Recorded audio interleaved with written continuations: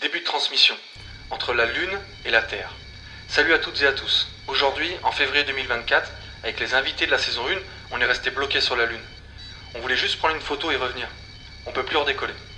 On travaille à la réparation du prototype, mais avec Pierre, on pense que c'est un pépin moteur. Dans la base de vie, on a de quoi tenir pendant un mois. Et avec Bruno, Aude, Serge, Martin, Pierre et Louis, on s'occupe comme on peut. Mais avec Louis, pour la saison 2, à distance, depuis la capsule, depuis la Lune, on va continuer d'interviewer 5 voironnés sur 5 sujets, pour comprendre le présent et imaginer le futur. Restez branchés. Fin de transmission. Salut Nicolas. Salut Antoine. Alors, on est ravis de t'accueillir avec Louis à distance, comme tu le sais. Alors pour commencer, est-ce que tu peux te présenter, s'il te plaît Nicolas? Nicolas Bally, j'ai créé ma première boîte à 18 ans. Ça fait maintenant une quinzaine d'années que je suis entrepreneur. Historiquement, j'ai une agence de communication qui était tournée full web à l'époque, donc dans la création de sites internet, dans la communication en ligne, et qui a étendu petit à petit ses prestations à la communication plus globale, qui assure aussi de la communication en print, de la stratégie de communication, de la présence sur les réseaux sociaux, tout ce qui sert en fait à la communication des PME et TPE. Cette activité s'est enrichie puisqu'en fait on avait des savoir-faire techniques sur du développement d'applications web. Cette société est devenue petit à petit un petit groupe où désormais on a une deuxième boîte qui fait du développement et de la commercialisation de RP, de CRM, de logiciels métiers. Donc à destination encore une fois des PME, des TPE et des PME. Donc on a en fait un panel aujourd'hui qui permet d'accompagner toutes les boîtes dans leur transition digitale et dans leurs besoins qui peuvent être classiques ou bien plus spécifiques. Et avec ce savoir-faire justement avec les PME indépendantes qui n'ont pas forcément de services informatiques, de services communication, qui ne sont pas forcément en fait en interne capés pour ce genre de choses. On a des bureaux provisoires à Réaumont qui sont au milieu de la nature et de la campagne réaumontoise. Et on a des salariés qui viennent de Grenoble, Lyon et Chambéry et qui se retrouvent là à peu près une fois par semaine. On a des clients en fait sur tout l'est de la France, ce qui fait qu'on se déplace aussi beaucoup chez nos clients et que nos équipes sont principalement en télétravail le reste du temps. Oui, alors, et ce qui est quand même extraordinaire, c'est que tu as commencé ta carrière professionnelle par l'entrepreneuriat, notamment à 18 ans, ce qui est très rare, et en plus a perduré dans le temps, comme tu l'as fait. Alors, est-ce que tu peux nous parler de la notion d'entrepreneuriat, s'il te plaît? Je pense que l'entrepreneuriat, en fait, on pense beaucoup aux entreprises, mais c'est loin d'être seulement ça. C'est un état d'esprit et on le retrouve dans les associations, dans le sport, dans la vie de tous les jours. On parle d'entreprendre et d'être entrepreneur, mais c'est un terme qui est à mon avis bien plus large. Donc après, on l'a un petit peu dans le sang et on a des profils qui sont plus entreprenants que d'autres. Donc moi dans mon cas j'ai toujours eu cette volonté de créer des choses qui n'existaient pas, de développer des services, des solutions. J'ai un cerveau qui est une machine à trouver des solutions aux différents problèmes qu'il peut rencontrer. Donc du coup ça a été un petit peu un choix. En fait beaucoup disent qu'ils ont choisi d'entreprendre. Pour moi c'est presque pas un choix, c'est quelque chose qu'on a dans le sang et qu'on est un peu obligé de faire si on l'a dans le sang et qu'on veut être heureux dans la vie. Donc l'entrepreneuriat pour moi oui c'est né d'une volonté de créer, de changer des choses dans notre monde. Alors ça peut être à toute petite échelle comme à plus grande échelle. Mais c'est cette volonté-là et cette volonté peut-être plus de créer que de convaincre. C'est-à-dire qu'on peut aussi avoir des gens qui sont ce qu'on appelle intrapreneurs en entreprise et qui sont des profils aussi recherchés, qui sont capables de mener des projets avec d'autres, avec une hiérarchie, etc. Mais dans ce type d'entrepreneuriat-là, qui en est aussi une forme, il y a beaucoup de temps qui est passé à convaincre. C'est de la même manière aussi que quand on est entrepreneur et qu'on bosse avec des marchés publics, avec des écosystèmes comme ça, où on a une grosse part de temps passé à convaincre des gens d'accepter de créer ce qu'on veut créer.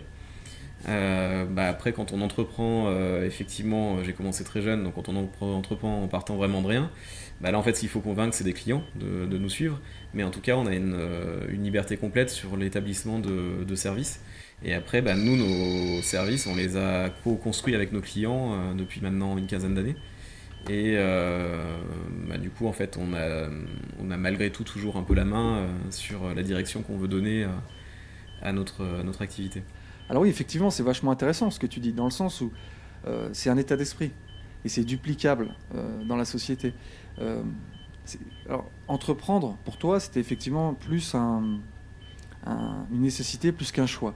Alors, juste, Louis, alors il y a tout un vocabulaire, on va pouvoir développer et dérouler un peu les idées. Alors, l'entrepreneur, c'est celui qui est à l'origine de l'entreprise. Alors, c'est-à-dire qu'il entreprend. Il a une idée, il monte un projet, il monte une entreprise et ensuite, il va développer cette entreprise. Tu as parfois des dirigeants d'entreprise ou des gestionnaires d'entreprise, souvent dans les grandes entreprises, dans les grands groupes, par exemple, qui ne sont pas à l'origine de l'entreprise. Ici, on va voir effectivement les personnes qui sont à l'origine des entreprises. Et à ce propos, Nicolas, est-ce que tu peux nous donner les réelles motivations de l'entrepreneur ? Peuvent être variés, je pense, d'un entrepreneur à un autre. Aujourd'hui, on parle beaucoup d'entreprendre pour gagner des fortunes. C'est un petit peu quelque chose dont on se fait bombarder tous les jours. Alors ça peut être une des motivations. En général, on n'entreprend pas pour perdre de l'argent, mais beaucoup d'entrepreneurs, en fait, dont je fais partie, ont d'abord des projets à pousser.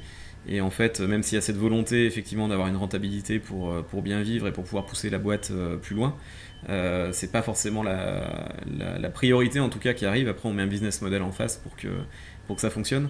Donc il y a vraiment différents types d'entrepreneurs. Il y a aussi une différence pour moi entre quelqu'un qui entreprend un projet à plusieurs, ou en tout cas qui souhaite monter une équipe, et un freelance qui va être aussi une forme d'entrepreneuriat, puisqu'en fait il entreprend pour ses capacités, pour sa vie, pour son business, mais ça va être très très différent au niveau de ses aspirations par rapport à quelqu'un qui cherche à monter une équipe. Donc moi j'ai été quand même assez longtemps seul sur mes entreprises.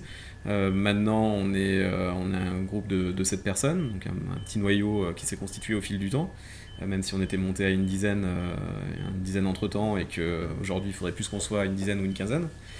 Mais là aussi, en fait, le métier d'entrepreneur et la vision d'entrepreneur a évolué au fil des entrées de chaque personne dans les différentes sociétés. Et du coup, là, me concernant, je passe aussi en entrepreneuriat maintenant, où il y a une vraie position d'entraîner en fait les équipes, d'entraîner les gens avec nous, qui est aussi un métier différent de ce qu'on a quand on gère juste sa boîte seule. Donc du coup ça fait partie aussi des aspirations. Il y a certains entrepreneurs qui dès le début vont plutôt chercher à lever des fonds et monter une équipe de 50 personnes, et d'autres qui vont commencer seuls parce que pour eux ils arrivent mieux à créer quelque chose tout seul à la base. Alors c'est vrai, comme tu dis Nicolas, l'argent ne peut pas être le seul levier quand on crée une entreprise, et tu parles de création. Et c'est vrai que c'est beau. Alors pour résumer, effectivement c'est un état d'esprit. Et ensuite vient le business model. Le business model, Louis, c'est la façon dont l'entreprise va gagner de l'argent, avec les parties prenantes autour, donc les clients, les fournisseurs, et toutes sortes de parties prenantes. Alors, ça me fait penser aussi, Nicolas, tu sais, à cette idée de business, comme on dit, c'est-à-dire en anglais l'occupation. Donc en fait, on entreprend quelque chose qu'on aime. Donc ça en devient une occupation, et en face on met un business model, c'est-à-dire une façon d'en vivre pour perdurer et faire ce que l'on aime. Juste Nicolas, il y a quelque chose dont tu m'avais parlé, c'est effectivement la vision. Parce que comme tu dis, l'idée de gagner de l'argent rapidement, le seul levier de gagner de l'argent ne suffirait pas, peut-être à long terme. Alors, est-ce que tu peux nous parler de cette notion de vision qu'a l'entrepreneur, ce qui peut être son moteur? Alors oui, carrément, parce qu'en fait, si on a une vision business très classique, on va certainement manquer d'énergie à beaucoup d'étapes de notre projet, parce que l'entrepreneuriat, c'est loin d'être un long fleuve tranquille. On a plein d'exemples de belles histoires de gens qui ont revendu leur boîte ensuite, et qui ensuite parlent de tout leur succès, etc. Mais il n'y a pas forcément que ça. Et je pense que quand on entreprend, on est effectivement porté par une vision bien plus profonde sur un tas de sujets. Ça peut être effectivement la qualité de travail, ça peut être des notions sociétales, ça peut être des notions de produits qui doivent changer les choses Donc on va se dire, bon, bah, sans ce produit-là, en fait, le monde est moins bien qu'avec. Mais ça peut être effectivement aussi sans des boîtes. Aujourd'hui, on parle beaucoup de la semaine de 4 jours, on parle beaucoup de nouveaux modes aussi de management. Bah, tout ça, on a toujours le choix, en fait, quand on est militant pour quelque chose, de soit, encore une fois, chercher à convaincre des gens, militer pour ça, soit se dire, bah, en fait, je vais faire moi-même et montrer un exemple de ce que j'aimerais faire. Donc après, on va tendre vers ça. Et bah forcément, au fil de notre parcours, on va plus ou moins y arriver rapidement et plus ou moins réussir à le faire. Mais en tout cas, effectivement, cette vision-là, c'est très important pour trouver l'énergie tous les jours aussi pour avancer. Alors oui, et c'est vachement intéressant parce que ce que tu nous dis, alors si on le comprend avec Louis, effectivement, c'est un état d'esprit d'une personne, alors soit toute seule, soit à plusieurs, mais en tout cas qui va se lancer dans une aventure avec ses motivations, avec sa vision, d'apporter quelque chose à la société. Alors qui peut-être à terme va changer en tout cas son monde, son écosystème et peut-être changer le monde. On a des entrepreneurs qui ont changé le monde, c'est évident. Donc il y a tout ce process-là. Ça me fait penser tu sais, à Martin qui nous parlait avec Louis de ce qu'il disait à des commerçants qui se lançaient, à des jeunes, vas-y fonce, crois en ton projet. Et ça, c'est toujours resté, c'est effectivement ça. Alors, il y a tous ces leviers, tout ce matelas dont tu viens de nous parler, mais comment on garde effectivement cette motivation au quotidien? Parce que comme tu le dis, effectivement, on en parlera peut-être, il y a certaines embûches. Comment on garde effectivement cette motivation?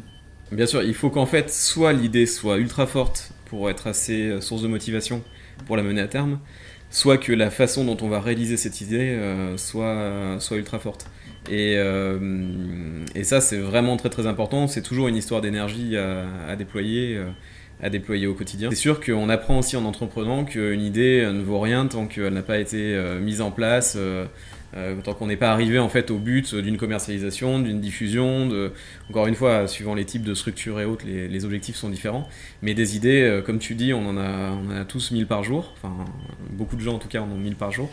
Et ensuite, il faut les sélectionner, il faut les mener. Et c'est aussi une peur qu'ont souvent des entrepreneurs au début de se faire voler leur idée, etc. Bon, c'est quelque chose qui peut arriver, notamment dans des domaines ultra techniques, etc. Mais la majorité du temps, ce qui a de la valeur, c'est son exécution et pas l'idée en elle-même. Et au contraire, en parler peut permettre de trouver des solutions pour avancer. Ouais, c'est vachement intéressant ce que tu dis, parce que effectivement, il y a cette notion de confrontation au réel. C'est-à-dire que tu vas me dire, mais c'est un peu le jump. C'est-à-dire que là, on a suivi tout le process, ce dont on parle effectivement, de l'idée au projet, à la création et à défendre son entreprise, en tout cas la développer. Mais avant ça, il y a le jump. Et effectivement, et comme tu dis, il y a cette idée de passer à l'action, mais aussi de se confronter au réel, avec ton business model, à voir s'il fonctionne ou pas. Mais en tout cas, c'est ce que tu dis. Alors là, la partie un peu moins fun, quoique, les moments compliqués de l'entrepreneur, est-ce que tu peux nous en parler? Des moments compliqués, il y en a beaucoup, hein, notamment sur les premières embauches avec des moments compliqués en termes de trésor, des moments compliqués en termes de gestion, d'accepter en fait aussi de perdre du temps à un moment donné pour pouvoir construire pour l'avenir et du coup passer du temps à former des gens, etc. Ce qui n'est pas du tout de la perte de temps, mais qui à l'instant T est de la perte de chiffre d'affaires, de la perte au niveau de l'entreprise, donc qui amène à des problématiques de trésor qui sont bien connues des TPE, PME.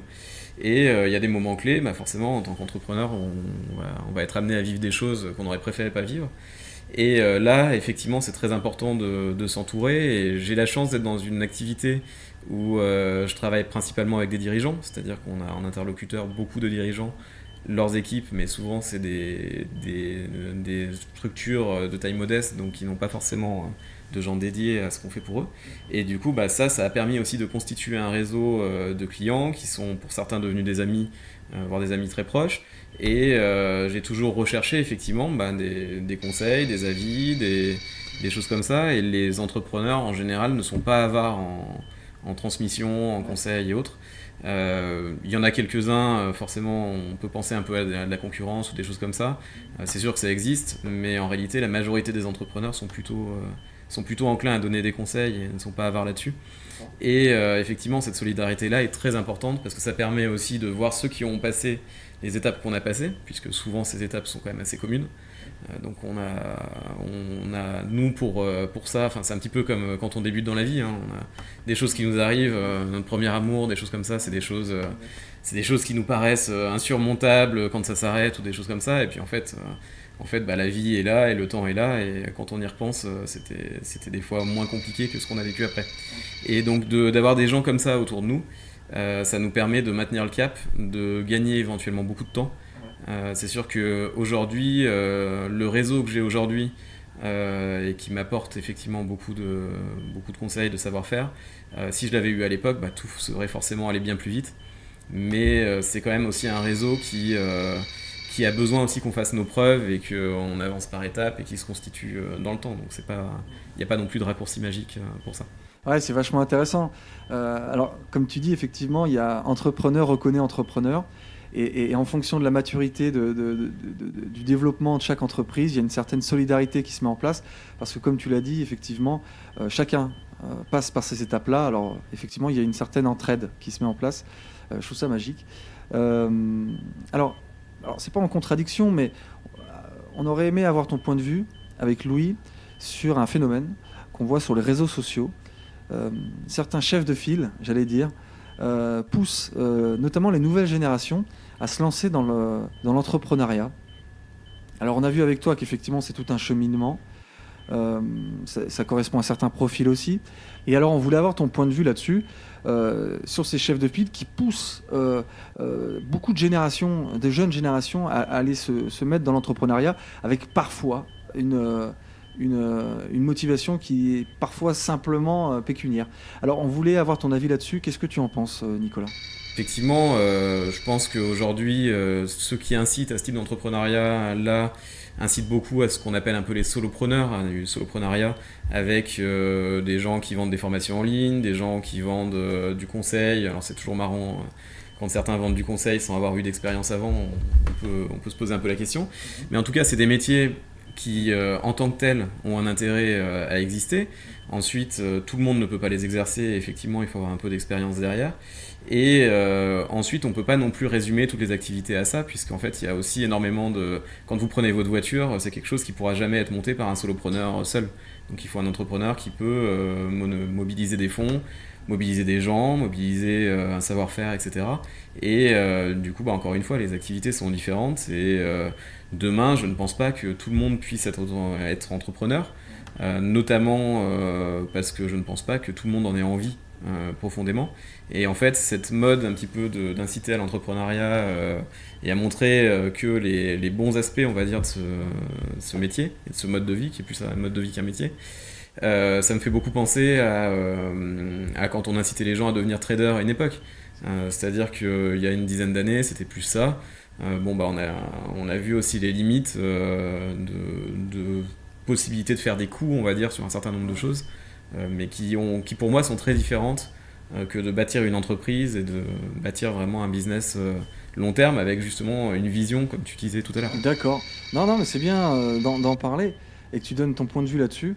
Alors, on avait parlé avec Pierre, effectivement, de la mutation des modèles économiques, en tout cas même de la nature des entreprises, peut-être dans le futur.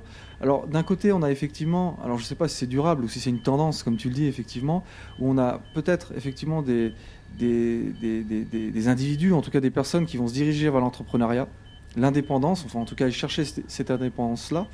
Et de l'autre côté, on a effectivement des mutations dans le salariat. Alors, notre question avec Louis, Nicolas, est-ce que tu penses, là, but en blanc, est-ce que le salariat existera toujours dans le futur ?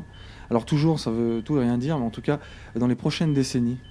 Alors, je pense que le salariat existera toujours. Après, il aura certainement des formes différentes. C'est un peu compliqué d'y répondre, en tout cas avec des formes de certitude aujourd'hui. Mais ce qu'on s'aperçoit, c'est notamment que le salariat, qui était un petit peu le CDI, qui était un peu un Graal, quelque chose de très stable, etc., aujourd'hui, ça l'est nettement moins, parce qu'avec tous les changements qu'il y a dans la société, les entreprises qui déposent le bilan, les entreprises qui changent d'activité, etc., le CDI, qui avant était un long fleuve tranquille, ça l'est plus non plus. Du coup, la sécurité qu'on apportait à nos salariés quand on leur offrait un job, elle n'est plus forcément suffisante, puisque on n'a pas forcément, le salarié n'est pas forcément rassuré comme il pouvait l'être avant, et il ne peut pas forcément bâtir sa vie de la même manière sur un emploi. De la même manière, les gens changent beaucoup plus d'emplois qu'avant, puisqu'ils découvrent aussi beaucoup plus de choses, les compétences évoluent énormément. Avant, l'endroit où on naissait faisait un peu on pouvait assez facilement prédire le parcours de notre vie. Aujourd'hui, c'est bien moins le cas, les choses vont bien plus vite. Et parallèlement à ça, on a quand même des évolutions technologiques qui, petit à petit, font disparaître un certain nombre d'emplois qui, sur des postes avec des valeurs qui étaient fortes en exécution, qui amènent en fait des solutions qui permettent d'aller plus vite, qui permettent de remplacer ces postes-là. Donc on a aussi toute une catégorie de personnes qui doivent changer de métier pour pouvoir continuer à être compétitifs. Donc ça va aussi changer beaucoup de choses.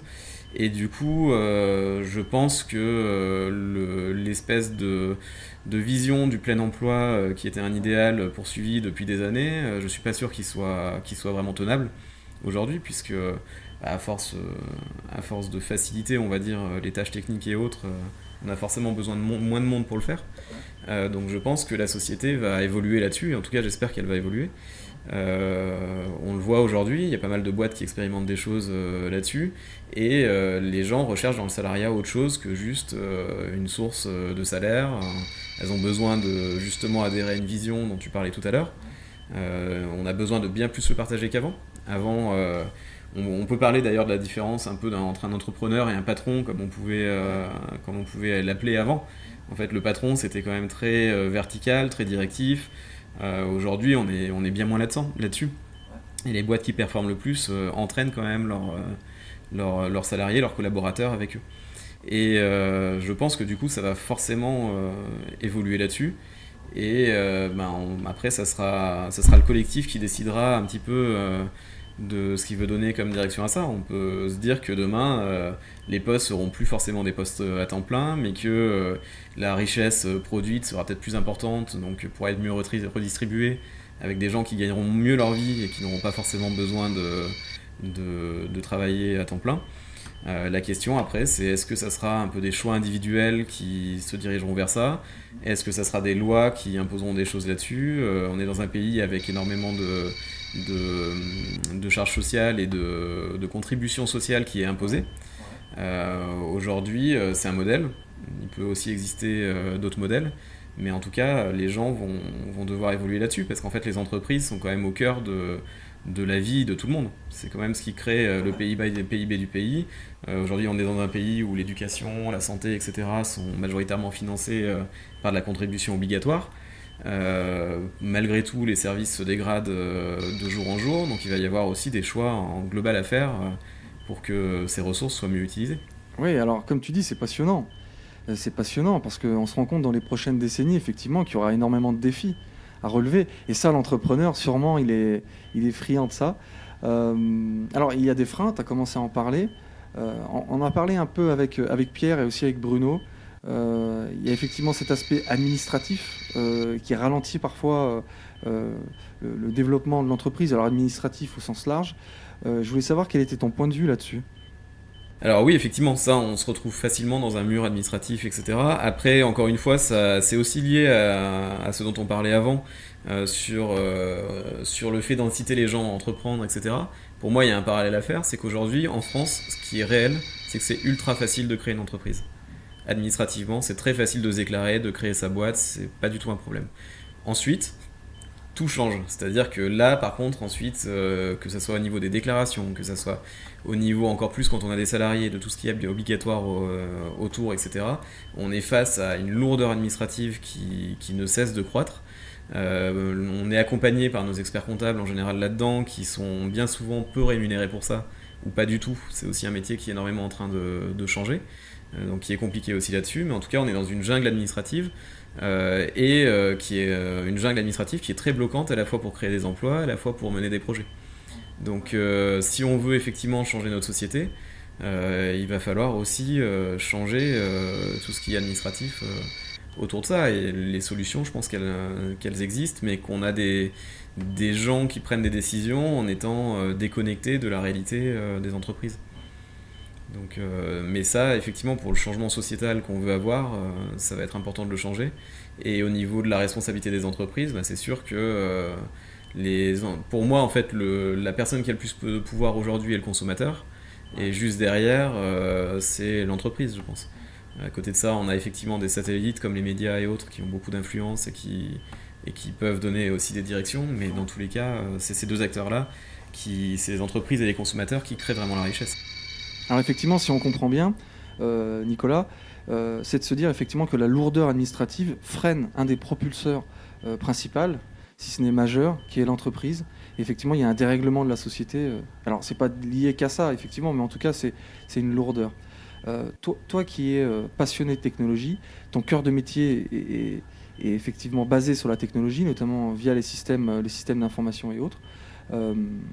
Rémi Veller, qu'on a eu l'honneur de recevoir il y a quelques semaines, qui est préparateur mental, notamment pour les athlètes, en ce qui concerne effectivement le bien-être, mais aussi la performance, avait une question pour toi qui portait sur les nouvelles technologies. On va pouvoir aussi en parler davantage après, mais en tout cas, c'est la première question.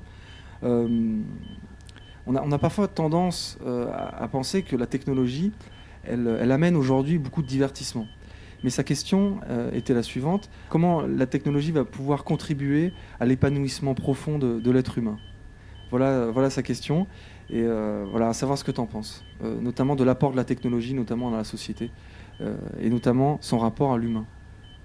Là encore, c'est une question compliquée parce que ça va dépendre de ce qu'on va en faire. C'est-à-dire qu'aujourd'hui, la technologie, pour reprendre des exemples trop repris, mais l'électricité, c'est ce qui permet de s'éclairer, c'est ce qui peut permettre aussi de tuer des gens. Donc après, on en fait ce qu'on veut, c'est la même chose pour le nucléaire, etc. Et en fait, là, on a des puissances aujourd'hui de calcul, on a des puissances de création en technologie qui sont énormes. On peut les utiliser pour le meilleur comme pour le pire. Après, encore une fois, c'est le collectif et c'est le consommateur qui a un petit peu la main pour utiliser ça. Je pense qu'aujourd'hui, le consommateur peut encourager toute la technologie qui lui fait du bien plutôt que la technologie qui lui fait du mal. Et aujourd'hui, effectivement, le développement technologique peut permettre de redonner de la mobilité à des gens qui n'en avaient plus, la vue, l'ouïe, etc. Toutes ces choses-là, c'est important. Elle peut permettre d'accéder, on le disait tout à l'heure, à de l'information pour se former, pour évoluer. Elle peut permettre de s'assister dans des tâches qui sont compliquées, qui sont loin de notre nature humaine. Donc si on l'utilise pour ça, effectivement, ça peut contribuer à l'épanouissement humain. Ensuite, on a eu une évolution technologique qui s'accélère énormément. Et en fait, là où nos parents, nos grands-parents avaient des fois une génération complète pour s'adapter à une nouvelle technologie, nous, ça peut être quelques mois, ça peut être quelques années, ça peut être bientôt quelques semaines. Et du coup, il va falloir réussir à suivre ça. Et c'est un grand débat de se dire, est-ce qu'à un moment, on doit un peu lever le pied ou continuer d'accélérer, quoi. Ouais, et on a un peu la même idée avec le feu qui réchauffe, qui cuit, mais qui parfois peut brûler. Tu as parlé aussi des avancées technologiques dans le domaine de la santé. En tout cas, on en parlait avec Aude, qui est avec nous dans la base. Des avancées technologiques qui vont être révolutionnaires dans les décennies qui arrivent, notamment dans la médecine, dans la chirurgie, dans la psychologie, dans la neurologie. Donc c'est vraiment extrêmement intéressant, notamment dans le monde du handicap. Tu as parlé du trading aussi, il y a quelques temps. Alors on avait l'idée du trader dans les années 2000-2010, qui dans les centres urbains, je pense à New York, à la bourse. Je pense aussi à Paris, pour les gens qui voulaient être artistes, qui montaient à Paris. Aujourd'hui, avec les nouvelles technologies, un gars de 18 ans avec un téléphone peut aussi faire de la crypto-monnaie et effectivement interagir avec les marchés. On a aussi, avec les réseaux sociaux, on peut devenir effectivement un artiste à distance via les réseaux sociaux. Quel est ton avis là-dessus, sur le fait que la technologie va engendrer effectivement une décentralisation des grands centres urbains, mais de manière générale, quel est ton avis là-dessus? Alors bien sûr, je pense que la technologie, de toute façon, c'est elle qui a rendu aussi possible le télétravail et qui a rendu possible le changement de vie de beaucoup de monde. Et elle permet totalement de décentraliser le travail. Alors, encore une fois, pas forcément dans l'industrie, pas forcément dans de la production manuelle et autres, où il faut toujours se retrouver un endroit pour le faire. Mais dans énormément de métiers, on n'est plus du tout rattaché à un lieu pour travailler. Et ça, après, c'est aussi quelque chose où les pouvoirs publics ont un rôle à jouer, puisque notamment sur la fibre, sur des choses comme ça, on a un retard qui est considérable, c'est-à-dire qu'au niveau national, on parle d'une couverture énorme, etc., mais dans les faits, la couverture de qualité n'est pas forcément là, contrairement à des pays, notamment dans les pays de l'Est, qui sont très très en avance là-dessus. Et on voit qu'effectivement, dans le milieu de la tech et dans le milieu notamment du développement, c'est des pays qui ont pris une avance considérable en très peu de temps, puisque justement des gens pouvaient avoir accès à la ressource et au travail tout en habitant loin des grandes villes et loin des centres économiques. Oui, alors on voit tout l'impact de la technologie qui va jusqu'à là, effectivement, jusqu'à décentraliser et pourquoi pas renouveler, j'allais dire, un mode de société, notamment plus local en fait. La technologie aussi contribue à ça. Est-ce que c'est ton avis aussi par rapport à ça, et notamment sur des modèles effectivement plus locaux, j'allais dire? De toute façon, tout ce qui est local amène une efficacité qui est bien plus importante que tout ce qui est décentralisé. Et aujourd'hui, je pense aussi que dans nos modèles de société, le fait d'avoir des villes avec une hyperactivité, mais qui en même temps ne sont plus accessibles en termes de logement pour toute une partie de la population, qui ensuite vont vivre dans des dortoirs autour des villes, etc., font que les gens ne se connaissent plus. Et que les gens en fait ont une certaine anonymité qui, de la même manière que sur Internet, fait que quelqu'un qui ne connaît pas son voisin pourra bien plus facilement lui faire une crasse, ou en tout cas ne pas l'aider, que dans des lieux où on a le temps de contribuer à la vie locale et de la communauté. Et aujourd'hui, dans les villes où il y a vraiment un tissu associatif fort, etc., il y a bien moins de problèmes de délinquance, il y a bien moins de problèmes de choses comme ça, puisque jamais personne, enfin, sauf cas extrême, ira faire du mal à des gens qu'il connaît, en fait. Ouais, bah écoute, Nicolas, c'est passionnant. Effectivement, de voir l'impact que la technologie, même si effectivement on la voit arriver, tout le bouleversement qu'il va y avoir effectivement, jusqu'à effectivement des innovations, jusqu'à un modèle de société plus local. C'est vraiment impressionnant, mais c'est ce qui va nous arriver effectivement. Enfin, en tout cas, ce que tu nous dis va dans ce sens-là, qu'il y a un bouleversement dans les prochaines décennies, ou en tout cas peut-être jusqu'en 2100, peut-être. Le nouveau mode de société, effectivement, on en parlait aussi avec Pierre, on en a parlé avec Bruno. Effectivement, c'est un bouleversement incroyable, et l'entrepreneur, pour revenir à ça, effectivement, va jouer un rôle qui va être aussi décisif dans cette aventure qui est passionnante. Et Nicolas, dans la continuité de nos rencontres avec Louis, on va rencontrer dans quelques jours Maud Changeur, qui est gérante d'une agence immobilière, et avec elle on va parler d'immobilier, du monde de l'immobilier. On va essayer de comprendre comment fonctionne ce monde-là, et peut-être essayer de se projeter. Est-ce que tu aurais une question à lui poser ? Moi, la question à la limite que je pourrais poser, c'est qu'est-ce que va devenir l'immobilier de demain sur la notion de propriété, sur la notion, on voit qu'il y a de plus en plus de projets aussi avec du foncier qui n'appartient pas forcément aux gens qui construisent dessus, etc. Avec les bails amphithéotiques, des choses comme ça qui existent depuis longtemps, mais qui sont remis un peu sur le devant de la scène. On a des solutions d'habitation légère avec du bâtiment modulaire qui peut être déplacé, où on peut acheter finalement son bâtiment sans acheter son foncier, etc. Est-ce que tout ça va changer des choses dans le monde de l'immobilier, quoi? Eh bien écoute, on lui posera la question, Nicolas. Un grand merci pour ton temps, pour cette belle conversation passionnante. Avec Louis, je pense qu'on a passé un très bon moment. Merci à toi et à très vite. Salut Nicolas. Avec plaisir, et à bientôt.